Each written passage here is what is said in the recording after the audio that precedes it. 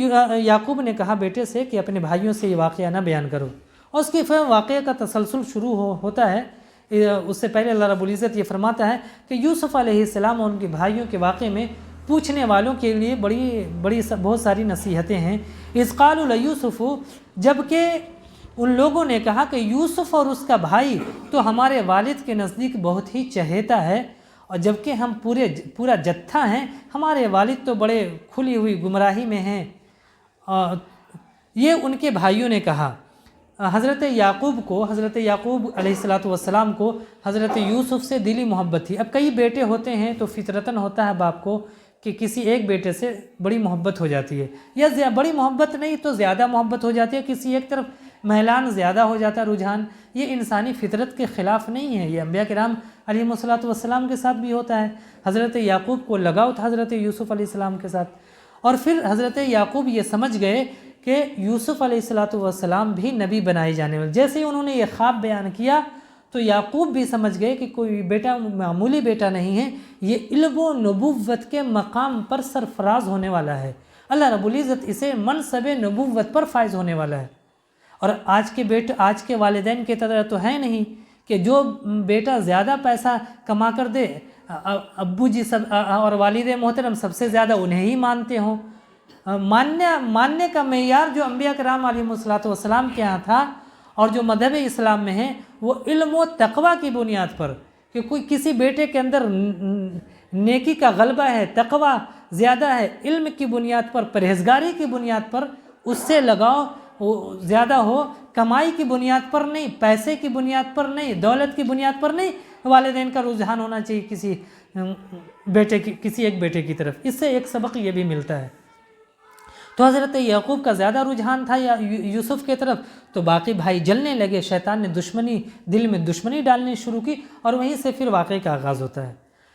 वो लोग अब क्या करें कि ये बाप की मोहब्बत यूसुफ़ की मोहब्बत बाप से के दिल से कैसे निकालें। तो सारे भाई मिलकर एक प्लानिंग बनाते हैं कि यूसुफ़ को कत्ल कर देते हैं। अब कत्ल कैसे करेंगे? अब घर में रख कर कत्ल करेंगे तो हल्ला हो जाएगा, बाप वालिद मोहतरम जान जाएंगे, राज फाश हो जाएगा। तो सारे भाई मिलकर ये प्लानिंग करते हैं और ये मंसूबा बनाते हैं कि अवित्रहु अर्ज़ यख़लु लकुम, कि इसे एक सुनसान और गहरे कुएं में इसे ले जाकर डाल देते हैं। एक भाई ने कहा कि इसे कत्ल मत करो, ला तक़्तुलू यूसुफ़ को कत्ल मत करो, कत्ल करने से क्या फ़ायदा होगा, हमेशा के लिए नामो निशान ख़त्म हो जाएगा। तुम्हारा तो मकसद ये है कि यूसुफ़ के सामने ना रहे, वालिद मोहतरम के सामने ना रहे, ताकि वालिद जो हैं वो तुमसे भी मोहब्बत करें। तो कत्ल मत करो, ऐसा करो कि किसी कुएं में फेंक दो। तो बात यहीं पे फ़ाइनल हो जाती है कि उनके जो यूसुफ़ के भाई हज़रत यूसुफ़ को लेकर बहुत दूर एक सुनसान कुएं में ले जाकर डाल देते हैं। फ़ी ग़याबतिल जुब, कुरान में ये अल्फाज इस्तेमाल किया है, फ़ी ग़याबतिल जुब। ग़याबा का माना ही है बहुत गहरा, और जुब मीन्स होता है बहुत अंधेरा, यानी कुआं बहुत गहरा रहा होगा, बहुत अंधेरा रहा होगा, उसमें ले जाकर यूसुफ़ को फेंका। यल्तक़ितहु बादु सय्यारा इन कुन्तुम फ़ाइलिन। ये लोग तो अपना काम करके और अपने मन के मुताबिक यूसुफ़ का सोचा कि काम तमाम हो गया, घर चले गए। और उसके बाद यूसुफ़ अलैहिस्सलातु वस्सलाम को कुएं में फेंकने के बाद जब घर जाते हैं तो एक झूठ मूठ का बहाना बनाकर यूसुफ़ अलैहिस्सलातु वस्सलाम के कुर्ते में किसी भेड़िए को मार कर उसका खून लगाकर हज़रत याकूब के पास पेश करते हैं। कुरान ने कहा क़ालू या अबाना मा लक ला तमन्ना अला यूसुफ़, उन लोगों ने कहा कि ए हमारे अब्बू, आपको क्या हो गया है कि आप यूसुफ़ अलैहिस्सलाम के मामले में हमारे ऊपर भरोसा ही नहीं करते, जबकि हम उसके खैर ख़्वाह हैं।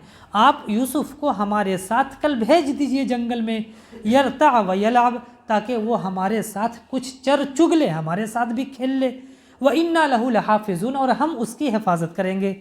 तो याकूब ने कहा, वालिद मोहतरम ने कहा कि नहीं ऐसा नहीं होगा, इन्नी लयहज़ुरूनी, मुझे बहुत टेंशन होता है, मुझे बहुत गम होता है कि कहीं तुम उसको लेकर जाओ, अन तज़हबू बिही व अख़ाफ़ु अन यअकुलहु ज़िब, और मुझे ये डर लगा रहेगा, और मुझे ये डर लगता है कि कहीं यूसुफ़ को भेड़िया न खा जाए। तुम खेलने में लग जाओगे, कोई भेड़िया आएगा यूसुफ़ को खा जाएगा, व अंतुम अन्हु गाफ़िलून, और तुम्हें पता भी नहीं चलेगा। हम तुम्हारे ऊपर भरोसा नहीं कर सकते, हम मुतमईन नहीं हो सकते, दिल मेरा नहीं मान रहा है। तो उन लोगों ने कहा ابو جان کیا آپ باتیں کرتے ہیں؟ کہیں ایسا ہو سکتا ہے اکلہ الذئب لئن اکلہ الذئب ونحن عصبہ، ہم اتنا جتھا ہیں، 10 بھائی ہیں، ہٹے کٹے نوجوان ہیں، اور ہمارے رہتے ہوئے کہیں بھیڑیا یوسف کو کھا جائے گا، بھیڑیا لے کر چلا جائے گا، تب تو ہم بڑے خسارے میں، تب تو ہم بڑے نکمے ہی ہوئے۔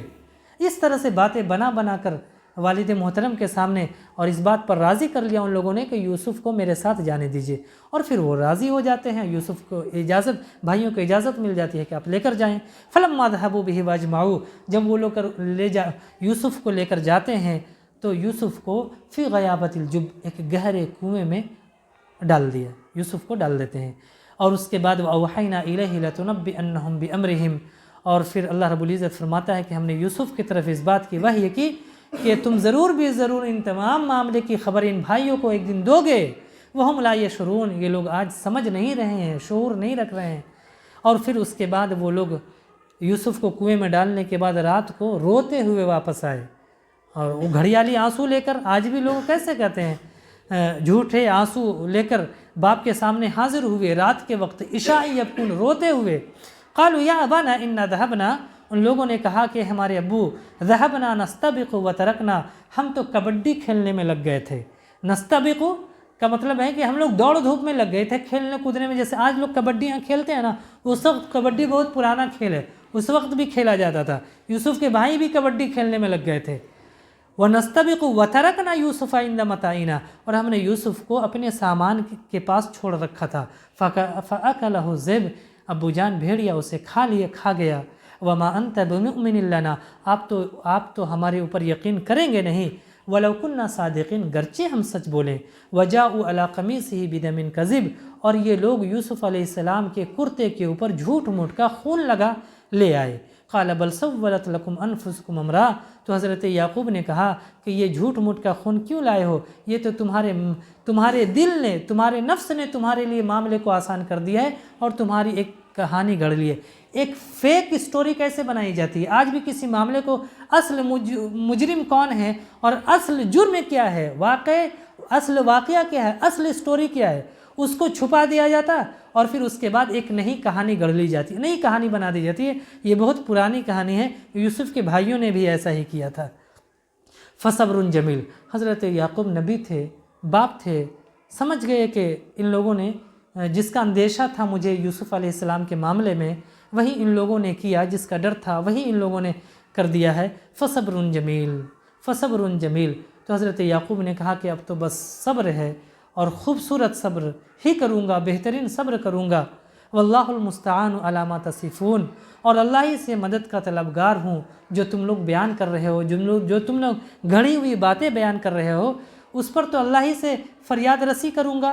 وجاءت سیارۃ، اور اس کے بعد پھر یہ ہوتا ہے کہ ایک قافلہ آتا ہے، اور قافلے والوں کو پیاس لگتی ہے، تو قافلے والوں نے اپنے ایک شخص کو پانی لینے کے لیے بھیجا۔ اس کنویں کے پاس دیکھا کہ کنواں ہے تو پانی ہوگا، پیاس لگی تھی، تو جیسے ہی اس نے کنویں میں رسی ڈالی، ڈول ڈالا، تو کیا ہوا؟ فَأَدْلَى دَلْوَ قَالَ يَا بُشْرَى هَذَا غُلَامٌ، خوشخبری ہو، لوگوں کو خوشخبری دیتا ہے، بدھائی ہو، یہ تو هَذَا غُلَام، یہ تو خوبصورت بچہ ہے اس کنویں میں۔ وَأَسَرُّوهُ بِضَاعَةً، اور ان لوگوں نے اسے معمولی سی پونجی سمجھی۔ اس وقت تو خرید و فروخت چلتا تھا، ان لوگوں نے سوچا کہ بہت اچھا، اب یہ ایک بچہ مل ہی گیا ہے، کہیں اتنا خوبصورت بچہ ہے، جا کر کہیں فروخت کر دیں گے، تھوڑا بہت جو بھی مل جائے، روپے پیسے اس کا معاوضہ مل جائے، وہی غنیمت سے صحیح، اب مفت میں ہاتھی کے دانت تھوڑی نہ دیکھے جاتے ہیں۔ واللہ علیم بما یعملون، اور اللہ جاننے والا تھا جو وہ لوگ کر رہے تھے۔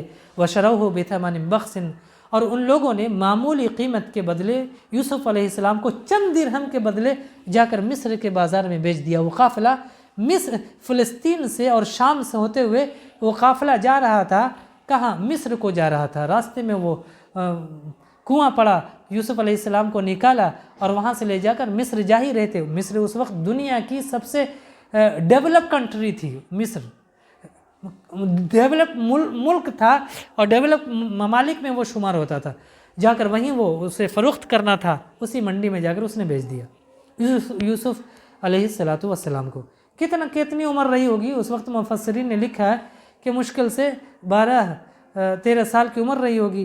وقال الذی اشتراہ من مصر لامرأتہ، اور جس نے وقال الذي اشتراه من مصر لامرأته، اور مصر کے جس شخص نے خریدا اس نے اپنی بیوی سے کہا، عزیز مصر نے خریدا تھا، بہت خوبصورت بچہ تھا تو عزیز مصر نے خریدا۔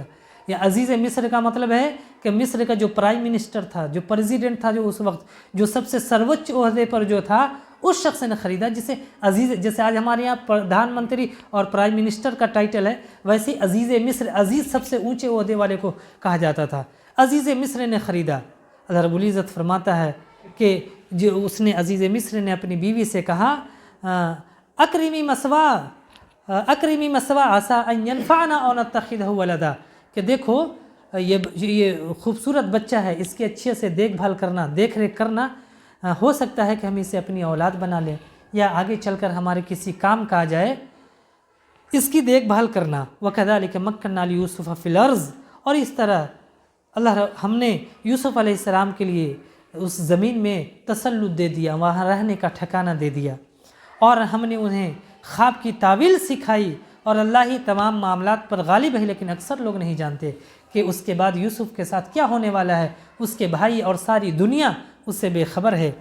وَلَمَّا بَلَغَ، یہ بچپن کا پیراگراف جو ہے وہ پورا ہوتا ہے، اس کے بعد اللہ نے فرمایا وَلَمَّا بَلَغَ، یوسف علیہ السلام مصر سے، فلسطین سے اپنے گھر سے جا کر کنویں میں ڈالے جاتے ہیں، پھر اس کے بعد کنویں سے نکالے جاتے ہیں، مصر کے بازار میں بیچے جاتے ہیں، اور وہاں سے پھر مصر کے بازار سے عزیز مصر کے محل میں، عزیز مصر کے محل میں اور اس کے پارلیمنٹ میں ان کی رسائی ہوتی ہے، اور بادشاہ اور پرائم منسٹر کے محل میں انہیں رہنے کا موقع ملتا ہے۔ کتنی بڑی بات ہے کہ کہاں وہ فلسطین کی جھوپڑی اور کہاں وہ گہری کھائی، گہرا کنواں، وہاں سے نکل کر اللہ نے اتنی رفعت اور بلندی تھی کہ مصر کے تخت پر آگے ملے گا کہ مصر کے تخت پر بھی اللہ نے یوسف علیہ السلام کو بٹھایا۔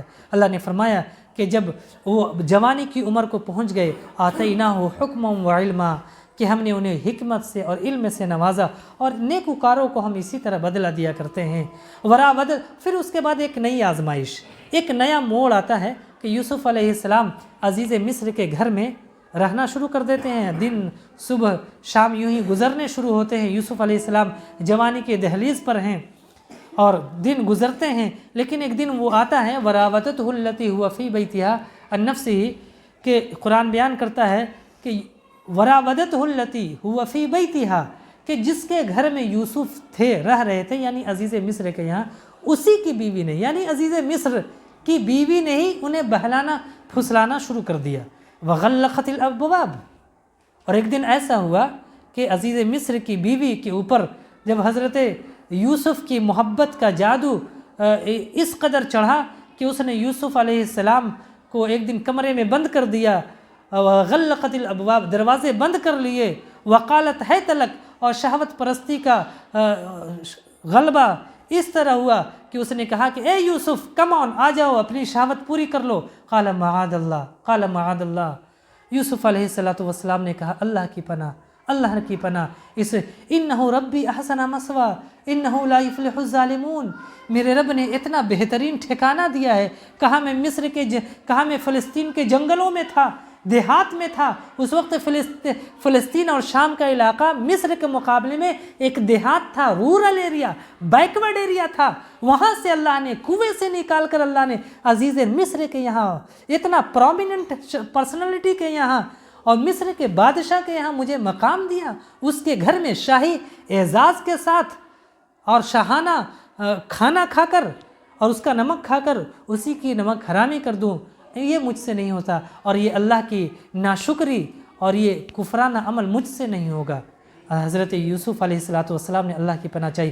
آج کے نوجوانوں کو اس سورے میں اور اس آیت کریمہ میں ایک بہت بڑا پیغام ہے، بہت بڑا سندیش ہے کہ جیسے زلیخا اس کا نام تھا، مفسرین بتاتے ہیں زلیخا، کہیں صحیح حدیث میں اس کا نام نہیں آیا ہے، لیکن مفسرین نے، اور بہت مشہور ہے، زلیخا نام تھا عزیز مصر کا، اور یوسف اور زلیخا کے واقعے بہت مشہور ہیں، لیکن اس میں بہت ساری اسرائیلی روایتیں اور نامناسب باتیں مشہور ہیں۔ زلیخا نے جس طریقے سے وہ زلیخا تھا، اس نے دعوت دی تھی برائی کی، آج تو ہر جگہ زلیخا ہی زلیخا ہے، اور نوجوانوں کو برائی کی دعوت دے رہی ہے، صبح دے رہی ہے، شام دے رہی ہے برائی کی دعوت. ہے تلک کم آن، آ جاؤ برائی کر لو. ہر جگہ برائی کے دہانے اور برائی کے دروازے کھلیں. آج کے نوجوانوں کو، نوجوان لڑکوں کو، نوجوان لڑکیوں کو، مسلم نوجوانوں کو، مسلم مردوں کو، عورتوں کو، سبھوں کے لیے یوسف علیہ السلام کی مثالی زندگی میں یہ دعوت ہے، یہ سندیش ہے، یہ پیغام ہے کہ تمہیں جب برائی دعوت دے، تنہائی میں کوئی دیکھنے والا نہ ہو، کوئی روکنے والا نہ ہو، تب تم کیا کرنا؟ تم یہ سوچنا کہ کوئی دیکھے نہ دیکھے، اللہ مجھے دیکھ رہا ہے، میں اللہ کی ناشکری نہیں کر سکتا. اللہ نے مجھے نعمتوں سے نوازا، اللہ نے مجھے زندگی دی ہے، اللہ نے مجھے آنکھیں دی ہے، اللہ نے سورج دیا، اتنی سارے نعمتیں دی، صحت و صحیح سالم بنایا اللہ نے. میں اس کی ناشکری نہیں کر سکتا، میں اس کی برائی کو قبول نہیں کر سکتا. اور اس برائی سے اور خود نفس امارہ پر کنٹرول کرتے ہوئے اور یوسف علیہ السلام کی طرح ہمیں اور آپ کو بھی چاہیے کہ پڑھے معاذ اللہ، نعوذ باللہ من ذالک.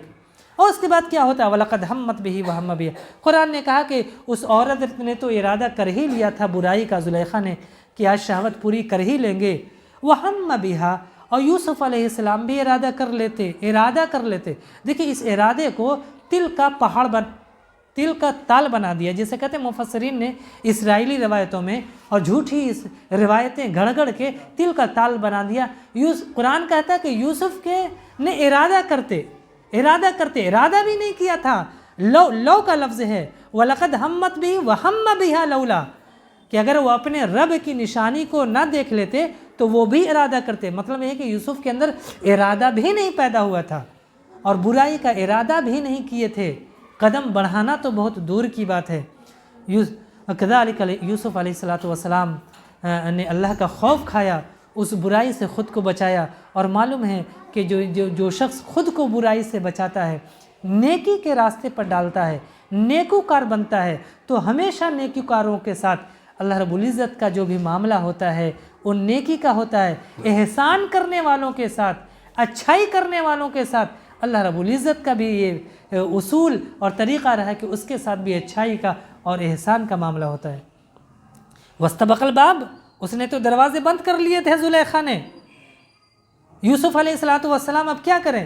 عورت کے چنگل سے، زلیخا کے چنگل سے بچنے کے لیے دروازے کی طرف بھاگا، دوڑ لگائی یوسف علیہ السلام. قرآن کہتا ہے واستبق الباب، دونوں دروازے کی طرف بھاگے. آگے یوسف ہے، پیچھے سے زلیخا ہے. وقدت قمیصہ من دبر والف یا سیدھا علی الباب، اور پیچھے سے زلیخا نے یوسف علیہ السلام کا کرتا پکڑ کر کھینچا. اب کرتا پکڑ کر کھینچ نہیں پائی تھی کہ دروازہ یوسف نے کھولا اور دیکھا کہ زلیخا کا شوہر موجود ہے دروازے پہ، مین گیٹ پہ. اب کتنے دروازے تھے؟ کتنے مفسرین نے تو لکھا کہ 99 دروازے تھے. استغفر اللہ، اب نہیں معلوم کہ کتنے دروازے تھے. قرآن نے اس کی اصرات بیان نہیں کی. قرآن کو تو تھیم سے، سینٹرل تھیم کیا ہے، اصل مقصد کیا، وہ بیان کرنا. جزئیات یا چھوٹی چھوٹی چیزوں کو بیان کرنا مقصد نہیں ہوتا. تو دروازہ جیسے ہی کھولا تو دیکھا کہ عزیز مصر کھڑا ہے، اس کی بیوی. میرے دروازہ بند تھا، ہم دونوں دروازے سے دوڑ کر نکل رہے ہیں، ہم دوڑ رہے ہیں، پیچھے سے عزیز مصر کی پردھان منتری کی بیوی چلی آ رہی ہے. اب یوسف علیہ السلام تو سمجھ گئے کہ کیا ہونے والا ہے، اور عورت بھی سمجھی زلیخا کہ یہ تو ہم تو پکڑے گئے، میری چوری تو پکڑی گئی. فوراً پانسا پلٹ دیا، اس نے پوری سین بدل دی. اس عورت نے کیسے؟ زلیخا نے کہا قالت ما جزاء من اراد باهلك سوءا الا ان يسجن او عذاب الیم. بادشاہ سلامت، شوہر نامدار، یہ جو آپ جو دیکھ رہے ہیں سین نا، یہ میرا ارادہ نہیں ہے، یہ تو یوسف ہی ہے جو میری عزت پر حملہ کرنا چاہتا تھا، میری عزت لوٹنا چاہتا تھا، اور میں اپنی جان بچانے کے لیے میں بھاگی چلی آ رہی تھی کہ سامنے آپ کھڑے ملے.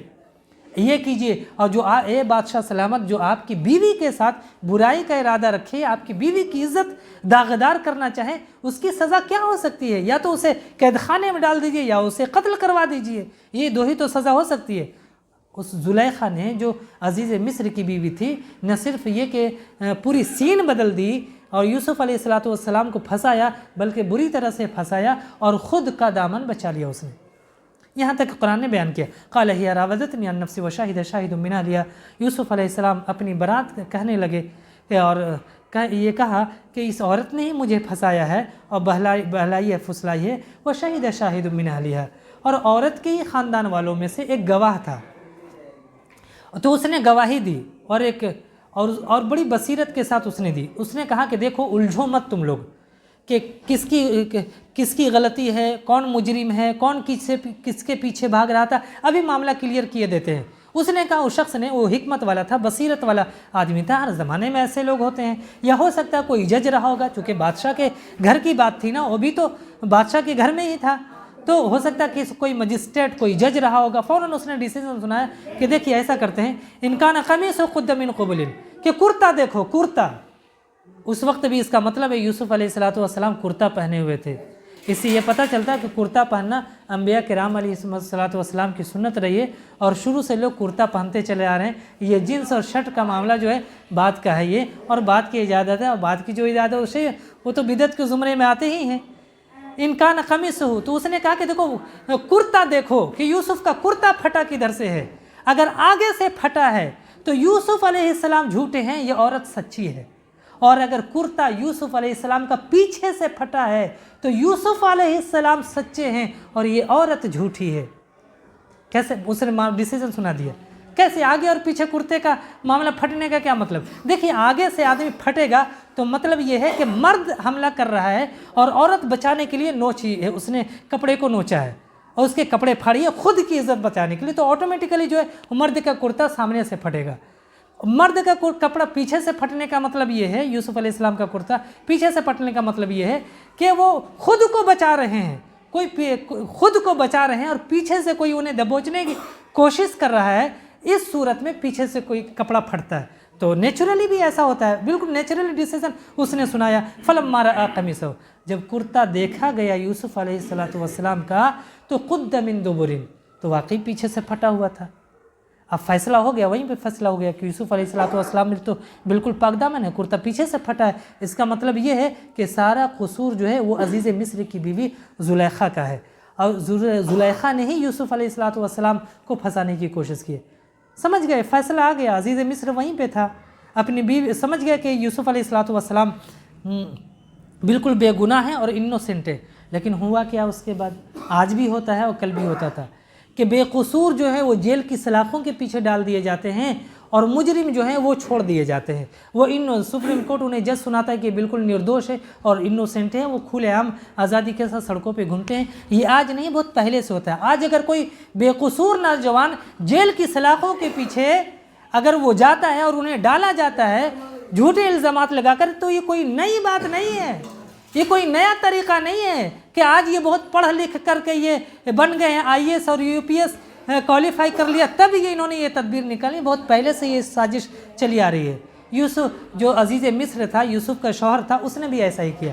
اب دیکھا اگر اپنی بیوی کے اوپر الزام لگاتے ہیں تب تو سارا ہنگامہ ہو جائے گا، پورے مصر میں بدنامی ہو جائے گی، بیوی کی پورا چرچا ہو جائے گا بیوی کے تعلق سے کہ پردھان منتری کی بیوی، پرائم منسٹر کی بیوی نے ایسا کیا، اور وہ بھی اپنے ہی غلام پہ ڈورے ڈال رہی تھی۔ تو اس نے بات چھپانے کے لیے، میٹر کو دبانے کے لیے یوسف کہا کہ یوسف آری زنادہ، بات چلتی کرو اور اس سے اعراض کر لو، چھوڑو اس کو۔ واستغفر لذنبک، بیوی سے کہا ارے گناہ، اپنی گناہ سے معافی مانگ، توبہ کر، انکی کنتی من الخاطئین، تو ہی خطاوار ہے، تو ہی مکار ہے، تو ہی گناہگار ہے۔ وقال نسوۃ فی المدینہ امرأۃ العزیز تراود فتاہا، لیکن بات اب ذرا سی لیک ہونی تھی، کسی طرح سے ادھر بادشاہ کے گھر سے، عزیز مصر کے گھر سے وہ بات لیک ہوئی اور پورے شہر میں پھیل گئی، پورے شہر میں چرچا ہونے لگا کہ وہ عزیز مصر کی بیوی اور بادشاہ سلامت کی بیوی، نسوۃ فی المدینہ امرأۃ العزیز، عزیز مصر کی بیوی اپنے ہی غلام اور اپنے ہی اس نوجوان پہ کو بہلانے پھسلانے کی کوشش کر رہی ہے۔ قد شغفہا حبا، اس کی محبت میں وہ بری طرح گرفتار ہو چکی ہے۔ انا لنراہا فی ضلال مبین، بڑا گمراہ عورت ہے۔ فلما سمعت بمکرہن، جب زلیخا نے، اس عزیز مصر کی بیوی نے یہ سنا کہ میرے بارے میں لوگ اس طرح کے چرچے کر رہے ہیں، تو بجائے اس کے کہ وہ اسے ندامت ہوتی اور اسے شرمندگی کا احساس ہوتا، دیکھیے کرائٹیریا کیا ہوتا ہے کہ اخلاق کا پیمانہ کیا ہوتا ہے، اس نے احساس نہیں کیا، اس نے شرمندگی کا احساس نہیں ہوا، بلکہ اس نے کیا کیا، اس نے ساری عورتوں کو دعوت دی، شہر کے معزز گھر والوں کو دعوت دی اور ایک محفل سجائی तकिया लगाया और पूरा स्टेज पूरा सजा दिया, और उसके बाद यूसुफ और सब के हाथ में एक एक छुरी दे दी। कुरान ने कहा वआतत कुल्ल वाहिदतिन मिनहुन्ना सिक्कीनन, और हर एक को एक एक छुरी थमा दी। वक़ालत इख़रुज अलैहिन्ना, और यूसुफ अलैहिस्सलाम को कहा यूसुफ कमान निकल जाओ, अपना जलवा अफरोज़ हो जाओ। यूसुफ अलैहिस्सलाम पर्दे के ऊपर से निकलते, पर्दे के अंदर से निकलते हैं, और सीन ऐसा बनाया गया था, कुरान ने बयान फरमाया वक़ालत इख़रुज अलैहिन्ना, और ज़ुलैखा ने कहा यूसुफ इनके ऊपर निकलो। फ़लम्मा रअयनहु अकबरनहु वक़त्तअना अयदियहुन्ना, अल्लाहु अकबर। तो जब उन औरतों ने, एक तो अज़ीज़ मिस्र की बीवी ने जिन औरतों को दावत दी थी, उन औरतों ने जो अपने हाथ में छुरी लेकर तैयार थी और नज़र टिकाए थे कि यूसुफ कब निकलेंगे, जैसे यूसुफ को देखा और उसी वक्त सेब काटने का, कोई फल काटने का उन्हें हुक्म दिया गया था कि जैसे ही निकले तो फल को काटना है। तो यूसुफ को देखा तो इतनी मदहोश हो गई वो औरतें कि फल काटने के बजाय अपनी उंगलियां काट दी। कुल्ना हाशा लिल्लाह, और ये कहने लगी कि हाशा लिल्लाह, हाशा लिल्लाह का मतलब सुबहान अल्लाह, ताज्जुब के वक्त कहते हैं, जब बहुत ताज्जुब हो तब ये अल्फाज निकालते हैं। मा हादा बशरा, ये कोई इंसान नहीं, फरिश्ता है। जैसे कैसे कहते हैं कि कोई हूर है, वैसे ही ये मिसाल है मर्द के बारे में कि कोई इंसान नहीं, ये तो फरिश्ता है। खूबसूरती से तशबीह दिया, इन हादा इल्ला मलकुन करीम, ये तो मुअज़्ज़ज़ फरिश्ता है। क़ालत फ़ज़ालिकुन्ना अल्लज़ी लुमतुन्ननी फ़ीह, तब ज़ुलैखा ने कहा कि अरे देखो यही है वो जिसके बारे में तुम मुझे मलामत कर रही थी। वलक़द रावत्तुहु अन नफ़्सी फ़स्तासम, मैंने तो इसे बहुत बहलाने फुसलाने की कोशिश की थी, लेकिन ये बच गया, लेकिन ये बचता रहा, ख़ुद को बचा लिया। वला इल्लम यफ़अल मा आमुरुहु, लेकिन अगर उसने अब भी मेरा मंशा पूरा नहीं किया और मेरी बात नहीं मानी तो मैं उसे कैद खाने में डलवा दूंगा। अल्लाह अकबर। अब भी उसकी शहवत रानी का भूत सर से नहीं उतरा और सरेआम शर्मिंदगी का एहसास करने के बजाय इसको ज़ाहिर कर रही है। क़ाल रब्बी सिज्नु अहब्बु इलैया मिम्मा यदऊननी इलैहि, तो उन्होंने कहा, यूसुफ अलैहिस्सलाम ने कहा, मेरे परवरदिगार कैद खाना ही मेरे लिए बेहतर है। ये औरत जिसकी दावत दे रही है, यदऊननी इलैहि, ये जिसकी दावत मुझे दे रही है जिस बुराई की, उससे बेहतर तो मुझे कैद खाने में ही डाल दिया जाए। इससे एक नौजवान को, हर मुसलमान को, हर इंसान को इबरत लेने की ज़रूरत है कि उस बुराई के मुकाबले में यूसुफ अलैहिस्सलातु वस्सलाम ने कहाँ जाना और कैसी मशक्क़त बर्दाश्त करना पूरी गवारा किया, लेकिन बुराई को कबूल नहीं किया। फ़स्तजाब लहु रब्बुहु फ़सरफ़ अन्हु, रब ने उसकी दुआ को कबूल की और यूसुफ अलैहिस्सलातु वस्सलाम उसके बाद कैद खाने में डाल दिए जाते हैं। तो तसल्सल को बरकरार रखा जाए कि वक्त जी 10 मिनट, उसके बाद चलो। तो उसके बाद यूसुफ अलैहिस्सलातु वस्सलाम कैद खाने में चले जाते हैं। कैद खाने में एक तो ये कि कुएं में निकालना, कुएं में डाले गए, वो कुएं से निकाल कर वो मिस्र के बाज़ार में बेचे गए। अजीज़ मिस्र के यहाँ कई साल तक वो रहे। उनकी बीवी ने उन्हें बहलाने फुसलाने की, फंसाने की कोशिश की और उसके बाद बिलाखिर वो कैद खाने में डाल दिए जाते हैं। अब कैद की ज़िंदगी कैद खाने में, जेल की सलाखों के पीछे हज़रत यूसुफ अलैहिस्सलातु वस्सलाम है। ज़माने का यूसुफ जेल की सलाखों के पीछे हैं, अनजान, गुमनाम, अननोन ज़िंदगी गुजर रही है यूसुफ की जेल खाने में। जेल के साथी भी हैं, उनमें से एक दिन जेल के जो उनके साथी हैं, उन कैदियों में से 2 कैदियों ने ख्वाब देखा और यूसुफ अलैहिस्सलातु वस्सलाम के पास आया और कहा कि ए मेरे कैद के साथी, आप बड़े नेक हैं, परहेज़गार हैं, हम लोगों ने ख्वाब देखा है, आप मुझे ख्वाब की ताबीर बता दें। उन लोगों ने ख्वाब बयान किया। उनमें से एक का ख्वाब था, कहता है इन्नी अरानी अहमिलु फ़ौक़ इन्नी अरानी आसिरु खमरा, कि मैंने ख्वाब देखा है कि मैं शराब नहीं छोड़ रहा हूँ। दूसरे ने कहा कि मैंने ख्वाब देखा है कि मैं सर पर रोटी लिए हुआ हूँ और परिंदे उससे खा रहे हैं। ए यूसुफ, मुझे इसकी ताबीर बता दो। यूसुफ अलैहिस्सलातु वस्सलाम ने कहा कि भाई ठहरो ज़रा, तुम्हें ख्वाब की ताबीर बता देंगे, लेकिन उससे पहले सुनो कि देखो, मा ताबुदून मिन दुनिही इल्ला अस्माअन सम्मैतुहा, एक अल्लाह की परस्तिश करो, अल्लाह के अलावा किसी की इबादत ना करो। देखिए कितना बड़ा सबक है। जेल खाने में यूसुफ अलैहिस्सलातु वस्सलाम हैं, जेल में रहकर ان ساتھیوں کو دعوت دے رہے ہیں۔ ایک مسلمان کے لیے یہ چاہیے، ہر مسلمان کو چاہیے کہ دعوت کا کوئی بھی موقع وہ اپنے ہاتھ سے نہ جانے دے۔ کتنی سنگین حالات میں یوسف علیہ السلام، موقع ملا تو پہلے انہیں دعوت دی۔ کس چیز کی دعوت دی؟ نماز کی، روزے کی نہیں، توحید کی دعوت دی۔ توحید پر ہے تو بقیہ چیزوں کی دعوت دی جائے گی، لیکن اگر توحید ہی پر نہیں ہے تو سب سے پہلے توحید کی دعوت دی۔ کوئی موقع کے بھی اسی مسلمان کو نہیں چھوڑنا چاہیے۔ یوسف علیہ السلام کی زندگی سے یہ نصیحت لینی چاہیے۔ یوسف علیہ السلام نے اس شخص کو، ان دونوں قیدیوں کو یہ دعوت دی کہ دیکھو ما تعبدون من دونہ، کہ جن اللہ کے علاوہ جن کی بھی تم پرستش کرتے ہو، عبادت کرتے ہو، پوجا کرتے ہو، اپاسنا کرتے ہو، خواجہ غریب نواز کہتے ہو، چادریں چڑھاتے ہو، مرادیں مانگتے ہو، وہ تو بس چند نام ہے جو تم لوگوں نے گڑھ لیا ہے۔ ایک ہی ان الحکم الا اللہ، بادشاہت ہے، سلطنت ہے، مرضی ہے، حکم ہے، وہ صرف اور صرف اللہ رب العزت اور پروردگار کا چلتا ہے۔ اس کے بعد یوسف نے انہیں خواب کی تعبیر بتائی اور بتایا کہ ساتھی، میرے قید کے ساتھی سنو، تم میں سے جس نے خواب یہ دیکھا تھا کہ وہ شراب پلا رہا ہے، اس نے شراب نچوڑ رہا ہے، وہ بادشاہ کے دربار میں جا کر شراب پلائے گا، اور جس نے دیکھا تھا کہ سر پر روٹی ہے، پرندے اسے کھا رہے ہیں، اس کو سولی دے دی جائے گی۔ یہ دو شخص ہیں، اور پھر اس کے بعد ایسے ہی ہو جاتا ہے، ان دونوں کی رہائی کے دن آ جاتے ہیں۔ یوسف علیہ السلام کے وہ دو ساتھی قید سے رہا ہو جاتے ہیں، لیکن رہا ہوتے ہوئے اسے یوسف کہتے ہیں کہ جا کر بادشاہ سلامت کے سامنے موقع ملے، وہ جس کے بارے میں سوچا تھا کہ یہ رہا ہو جائے گا، نجا من امہ، تو اس سے نجا منہما وادکر بعد امہ، اس کے بارے میں، جس کے بارے میں یہ سوچتے ہیں کہ یہ رہا ہو جائے گا، تو اس سے کہتے ہیں کہ بادشاہ سلامت کو میری بھی یاد دلا دینا۔ بالآخر وہ ساتھی جو بادشاہ کے دربار میں شراب پلانے پر مامور ہوتا ہے، وہ شراب پلانے کی ڈیوٹی رہتی ہے، اس نے ایک دن بادشاہ بھی خواب دیکھتا ہے۔ بادشاہ خواب کیا دیکھتا ہے؟ بادشاہ خواب یہ دیکھتا ہے کہ 60 موٹی تازی گائیں ہیں، دوسری طرف 7 پتلی دبلی گائیں ہیں، 7 موٹی تازی گائیں 7 پتلی دبلی گایوں کو کھا رہی ہیں۔ فی سبع بقرات سمان یأکلہن سبع عجاف وسبع سنبلات خضر، اور دوسری طرف 7 ہری بھری بالیاں ہیں، اور ایک اور طرف 7 سوکھی ہوئی بالیاں ہیں۔ بادشاہ نے یہ خواب دیکھا، اب وہ پریشان ہے، درباریوں سے کہتا ہے کہ میں نے خواب دیکھا، اس کی تعبیر بتاؤ۔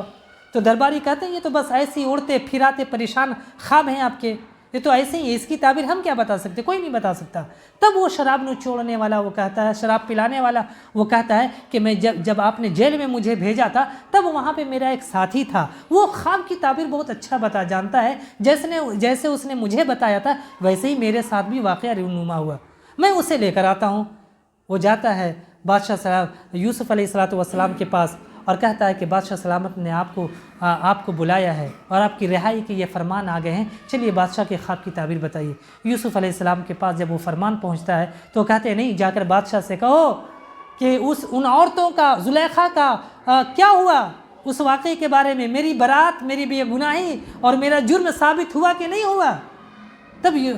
تب یوسف علیہ السلام تب وہ آ کر بادشاہ سے کہتا ہے، بادشاہ زلیخا کو بھی بلاتے ہیں، اور پھر ساری عورتوں سے تحقیق کے بعد وہ بادشاہ خود کہتا ہے کہ قال ما خطبکن یا اذ راوتن یوسف عن نفسی، کہ تم لوگوں کا کیا بنا جب تم یوسف کو پھنسانے کی کوشش کر رہے تھے۔ قلنا حاش للہ، ساری عورتیں بول پڑی حاش للہ، کہ یہ کیسے ہو سکتا ہے، ما خطبکن اذ راوتن یوسف عن نفسی ما علمنا علیہ من سوء، ہم نے یوسف کے اندر کوئی برائی نہیں دیکھی تھی۔ قالت امرأۃ العزیز الآن حصحص لک، سارے مصر کی ساری عورتوں نے گواہی دی کہ یوسف کے اندر ہم نے کوئی برائی نہیں دیکھی تھی، یہاں تک کہ عزیز مصر کی بیوی یعنی زلیخا بھی بول پڑی حصحص الحق، اب تو حق جو ہے وہ نتھر کر کے سامنے آ گیا، کھل کر کے سامنے آ گیا۔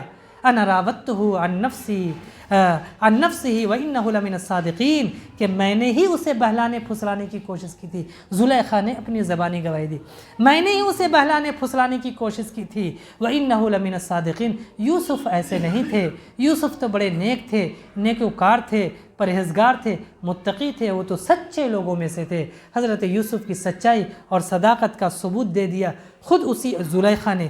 ذالک لیعلم انی لم اخنہ بالغیب، یوسف علیہ السلام نے کہا وہ اس لیے میں نے جاننا چاہا کہ ایسا نہ ہو کہ میں عزیز مصر کے غائبانے میں خیانت کر بیٹھا۔ وان اللہ لا یہدی کید الخائنین، اور خیانت کرنے والوں کے مکر کو اللہ پسند نہیں کرتا، خیانت کرنے والوں کو اللہ ہدایت نہیں دیتا۔